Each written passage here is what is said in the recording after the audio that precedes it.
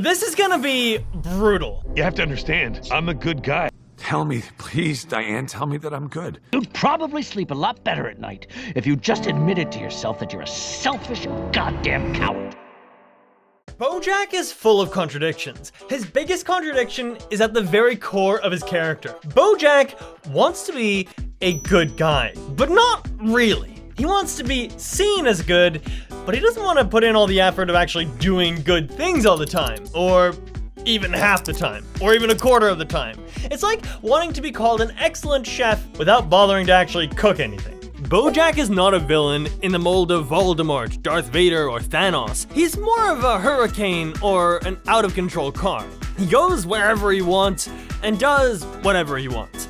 He destroys a lot of lives along the way, but in his mind, they're just accidents because he didn't really want to hurt those people. They just happened to be in the wrong place at the wrong time, and you have to forgive him and move on because he really feels bad about it. Bojack is the real victim here because he has to live with the trauma of accidentally hurting so many people. I'm the one who has suffered the most because of the actions of Bojack Horseman. This rationalization is how Bojack brainwashes himself into believing that deep down, he's still a good guy. This is obviously not a popular opinion among the people whose lives he has actually touched. I don't think I believe in deep down. I kind of think all you are is just the things that you do. That's the focus of this video. What if Bojack was the man he thinks he is instead of the man he actually is? What if he learned from his mistakes and actually became a good guy? But first, Do you want to talk about the elephant in the room? Wow. Okay. You know what? First of all, wow. no, not that one. The elephant I'm talking about is the proper placement of blame. Bojack tries to blame his parents a lot. My parents practiced the art of being terrible parent. His daddy was mean to him and his mommy was even meaner, and that's why he's so screwed up. Personally, I don't buy it. It's true that his parents were beyond horrible, but Bojack is 50-something years old. I don't want to be the guy who puts an expiry date on childhood trauma, but 50 is too old to still be blaming mommy and daddy for all your bad decisions. Anybody who's serious about making a change usually has his childhood demons under control by then. The fact that Bojack hasn't even bothered to try is inexcusable. I'm not someone therapy works on. I might be too smart. There is nobody else to blame for Bojack's actions but Bojack. It doesn't matter how much he tries to convince us otherwise. It's not the alcohol or the drugs or any of the shitty things that happened to you in your career or when you were a kid. It's you, all right? Alright, after establishing that Bojack deserves all the blame, the task shifts to ranking his victims and seeing how their lives would turn out if he was a different man. Bojack would put himself first on the list of victims, but he didn't really suffer. He was drunk and high the whole time, which I hear is a lot of fun. Otherwise, people wouldn't do it, right? He went to prison at the end, but it was only for 14 months. Way less than he deserved. His unicorn movie with Vince Wagner is generating a buzz, and Bojack is in again. All of Hollywood is buzzing about your comeback. If this movie does what it's supposed to, the district attorney's not the only one who's gonna want to lock you into something. Bojack still lost most of his friends, but that would only hurt if he actually cared about them in the first place. He didn't. Bojack uses and discards people like they're toilet paper. The only real punishment for his actions is that his sister doesn't want to talk to him anymore. Other than that, he's still rich and famous and immune to consequences. The only thing that would change in his life if Bojack were a better man is that he becomes richer, more famous, less lonely, and ends up with a higher life expectancy. So, the only real crime Bojack has committed against himself was the crime of wasting his potential. His victims are not so lucky. While some, like Margot Martindale, escape with zero consequences, just like Bojack himself, others have to live in misery and even die. But these people are also mostly adults. While Bojack had a horrible impact on their lives, we still have to weigh that impact against the impact of their own decisions, good or bad. Let's see how their lives would have turned out if Bojack were a different man. I'm gonna rank them from the people Bojack hurt the least to the ones he hurt the most. I'm gonna focus on the major characters mostly, so please forgive me if your favorite side character is missing from this list. Who's that dog? Mr. Peanut Butter is the one guy Bojack hurt the least. It wasn't for lack of trying though. Bojack tried to steal his girl, trashed Mr. Peanut Butter every chance he got, but Mr. Peanut Butter just kept winning anyway. Mr. Peanut Butter is actually the one character in Bojack's universe whose life was improved by Bojack. First, Bojack made him a B-list celebrity because Mr. Peanut Butter's show was a ripoff of Bojack's show. Without horsing around, Mr. Peanut Butter's house wouldn't exist. Then, Bojack took Mr. Peanut Butter from the B-list to the A-list when he stole the D from the Hollywood sign. A drunk Bojack stole the D for Diane, but then chickened out of showing it to her after he sobered up. He called Mr. Peanut Butter to help dispose of the D, hoping he would get caught. But Mr. Peanut Butter just turned it around by announcing to the world that he stole it, and everybody started gushing over how romantic it was. While Bojack crashes and burns, Mr. Peanut Butter blunders from one opportunity to another until he is finally a much bigger star than Bojack could ever hope to become. The Nobel Prize for Television they created just for our show. The next character almost got off scot-free, but not quite. Todd is in the same boat as Mr. Peanut Butter. He's a lovable goof who just keeps failing upwards no matter how hard Bojack tries to ruin his life. Bojack sabotaged Todd's rock opera because he didn't want Todd to get too successful and move out. If Bojack hadn't done that, Todd would have achieved success much earlier in his life instead of wasting more of his time on Bojack's couch.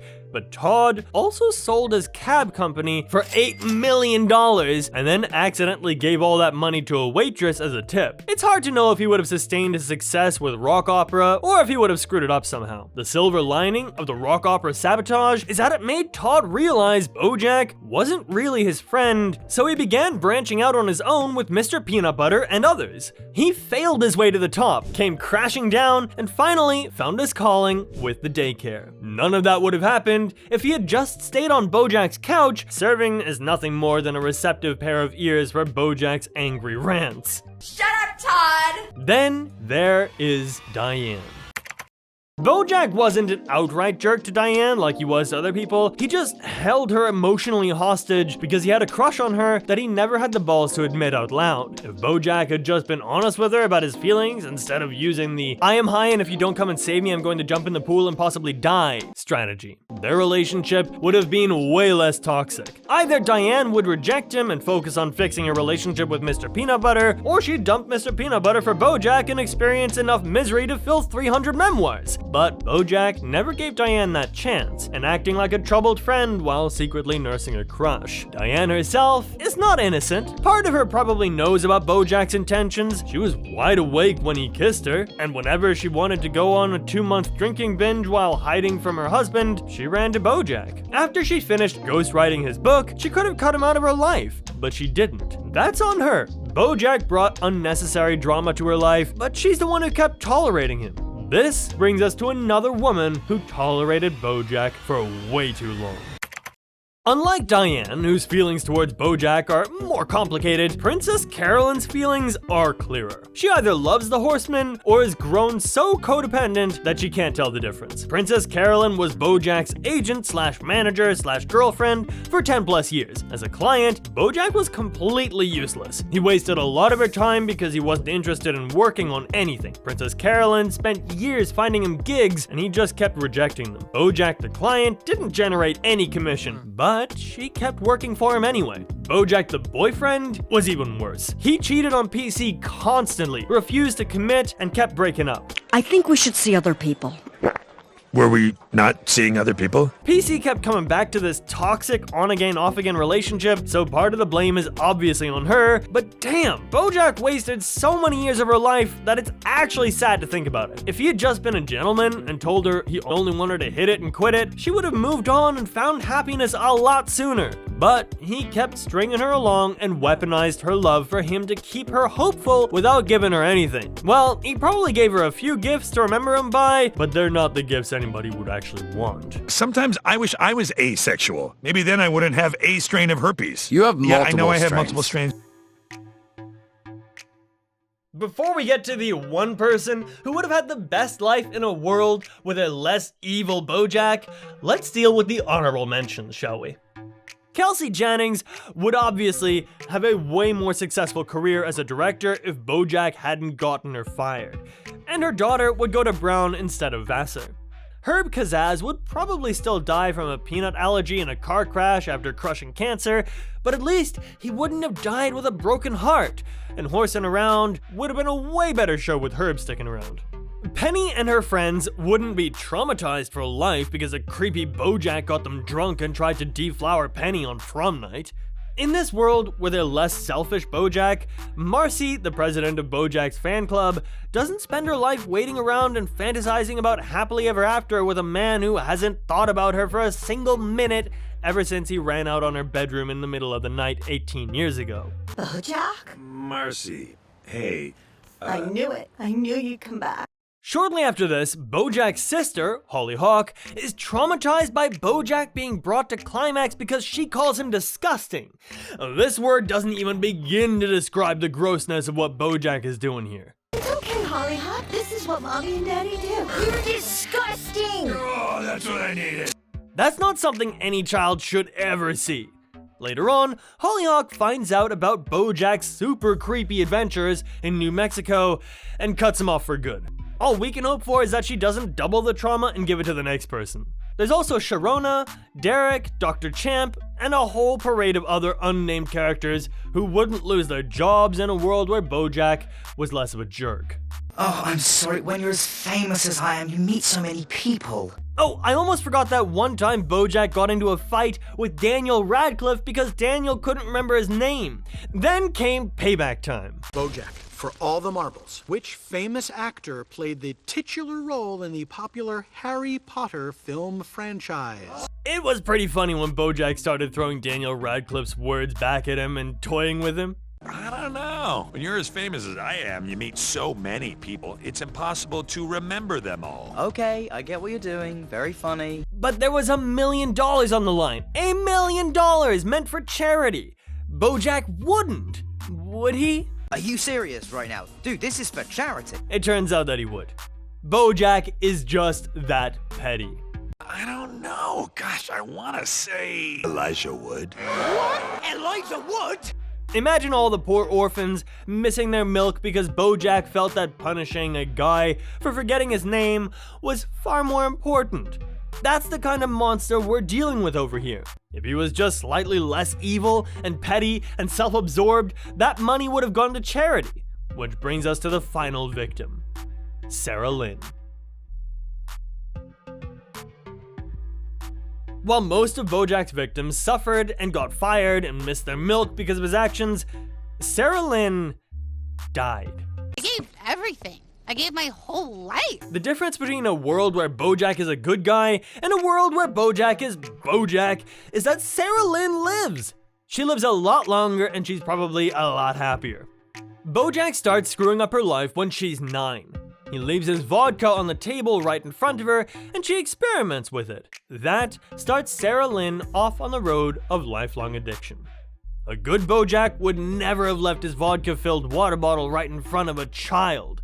But even if he did do that by accident, he wouldn't shift the blame from himself to avoid accountability. Sarah Lynn got into the vodka. Danny knows she got it from you. It was yours. Mine, yours. What difference does it make who brought this particular vodka? As a child, Sarah Lynn already had solid foundations for a troubled future. She was forced into acting by her mother, and she had a stepdad who creeps her out. But I want to be an architect. Mommy didn't do what Mommy did to that Star Search producer so that you could be an architect. Even if the first battle with the terrible parents and the slip up with vodka is lost, there are plenty of other points in Sarah Lynn's life where Bojack could have helped her. But he never helped her. Instead, he gave her the "don't stop dancing" speech. The most important thing is you gotta give the people what they want, even if it empties you out until there's nothing left to empty.